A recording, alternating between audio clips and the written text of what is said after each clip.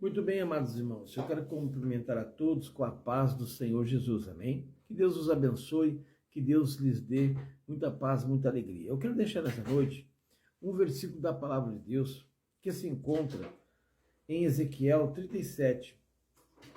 Deus colocou no meu coração para me trazer essa palavra ao seu coração. Ezequiel 37, nós vamos ler Ezequiel capítulo 37, versículo 11, 12, 13 e 14. Amém? Por quê? Porque Deus quer falar nesses versículos. O título é A Visão de um Vale de Ossos Secos. E diz assim a palavra do Senhor: Então disse, filho do homem, estes ossos são toda a casa de Israel. Eis que, dizem, os nossos ossos se secaram e pereceu a nossa esperança. Nós estamos cortados. Portanto, profetiza e diz-lhe, assim diz o Senhor Jeová: Eis que eu abrirei as vossas sepulturas e vos farei sair das vossas sepulturas, ó povo meu, e vos trarei a terra de Israel. E sabereis que eu sou o Senhor, quando eu abrir as vossas sepulturas e vos fizer sair das vossas sepulturas, ó povo meu. E porei em vós o meu espírito, e vivereis, e vós porei na terra, e sabereis que eu sou o Senhor. Disse isso, e fiz, diz o Senhor. Amém? Queridos, você pode ver que a palavra de Deus, ela realmente é algo maravilhoso. Então nós vemos aqui o quê?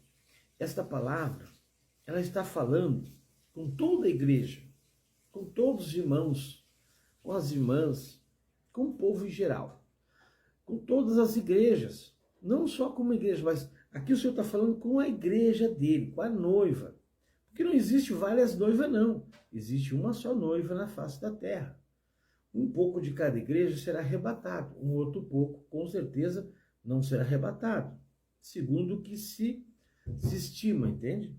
Então diz assim, irmãos, Ezequiel está falando, Deus está falando, usando Ezequiel, melhor colocando, que o povo de Israel, ele tinha se afastado dos caminhos do Senhor, tinha deixado o caminho de Deus. E quando o povo de Israel deixava o caminho de Deus, ele simplesmente, ele começava a ter problema, começava a perder a proteção de Deus, começava a perecer diante dos seus obstáculos. E qual era o maior obstáculo de Israel? Eram os povos inimigos de Israel, que vinham guerrear contra ele. Quando eles sabiam, porque eles mandavam informantes, mandavam espiar Israel para saber como é que eles estavam. O povo, como se comportava, se orava, se tinham deuses, imagem, porque eles sabiam, o povo, meus irmãos, preste atenção, que eu vou dizer uma coisa certa.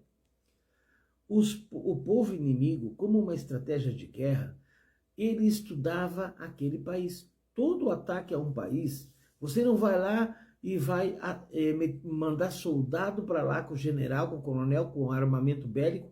Você não vai invadir aquele país sem antes descobrir tudo sobre aquele país. Seria uma ignorância. E o povo de Israel não é um povo burro, é um povo inteligente. É o povo de Deus. E qualquer povo faria isso. Quem não fizer isso, certamente terá uma contrarresposta devastadora para você, para este país. Então o que acontece? Os povos inimigos mandavam pessoas para ver. Eles sabiam que o povo de Israel não adorava vários deuses. E isso já era um motivo de chamar atenção. O Egito tinha mais de 2.000 deuses lá. Eles adoravam a todos eles. Era liberdade. Mas ele sabia que Israel só adorava a um só Deus, a um só Senhor. E aí vem o pivô de toda coisa, amados. Os filisteus adoravam vários deuses. Tinha os deuses principais e outros deuses que eles também cultuavam. Mas ele sabia que Israel só adorava um só Deus. Então qual foi o ponto estratégico para atacar Israel? Era descobrir o momento em que Israel estava se afastando de Deus. O momento em que Israel não buscava mais a Deus e que o povo começava a se envolver com a idolatria. E é neste momento, exatamente neste momento, amados irmãos, que os inimigos atacavam Israel. Por quê? Porque Deus ficava irado, cruzava os seus braços e dizia: vocês estão adorando outro Deus, vocês me deixaram, então agora vocês vão sofrer as consequências. Foi assim com Nabucodonosor. Deus permitiu e disse que ia entregar eles na mão do Nabucodonosor, da Babilônia. Porque Israel não estava nem aí para os mandamentos de Deus. Você está entendendo o que eu estou falando? Quando nós deixamos de obedecer a palavra de Deus, que nós somos povo de Deus, gentis, né? Mas somos povo de Deus. Então, quando nós deixamos de obedecer a palavra de Deus, nós começamos a perder. Hoje, espiritualmente, né?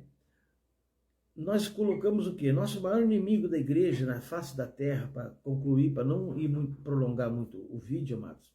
Nosso maior inimigo na face da terra é Satanás. E os seus milhares de anjos, que Lucifer foi expulso do céu, como muitos conhecem, e lançado na terra. E essa legião de demônio combate contra a igreja. E a igreja, que é nós, também temos um outro combate constante, que é o espírito contra a nossa carne. Eles brigam direto, porque a carne quer dominar o espírito, e o espírito tem que dominar a carne, para nós ir morar no céu. Se a carne dominar o espírito, nós desviamos e vamos para o mundo. Perdemos o quê? A proteção de Deus. Neste momento, a nossa própria carne, nosso maior inimigo é a nossa carne. Nossos pensamentos, nossos desejos carnais. Por isso que nós temos que orar constantemente, irmãos. Temos que buscar a Deus constantemente. Então o que acontece? Nós paramos de orar, a carne toma conta do nosso espírito, sufoca a nossa alma, o nosso espírito, e nós começamos a fazer as coisas da carne. E isso nos afasta de Deus, porque nós começamos a pecar, e a Bíblia diz que quando o homem peca, ele faz uma divisão entre ele e Deus. Preste atenção. Então, olha só. Quando nós somos afastados de Deus, nós estamos abrindo uma brecha para o inimigo das nossas almas, que é Satanás, entrar em nossa vida. Primeiramente, ele não vem dizendo: eu estou aqui, que nem o Tarzan batendo, né? Eu estou aqui, não. Ele vem de sapatinho de algodão.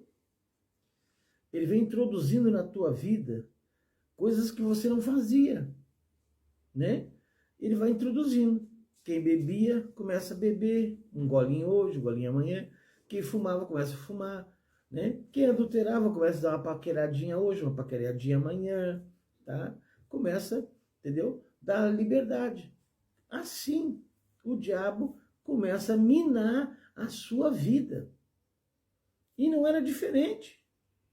Israel, quando deixava os mandamentos de Deus, eles começavam a tomar cerveja, que não era costume da época, né? Começava a fazer coisas erradas, começava a adulterar, e aí o povo se corrompia.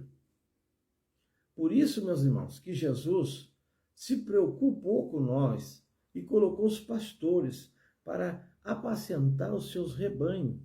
Jesus deu o exemplo com Pedro. Disse Jesus para Pedro: Pedro, tu me amas? Tu me amas? 3 vezes ele perguntou. Aí na 3ª vez Pedro disse: mas Senhor, tu sabe que eu te amo. Tu sabe que eu te amo, Jesus. Eu te amo de todo o meu coração, Senhor.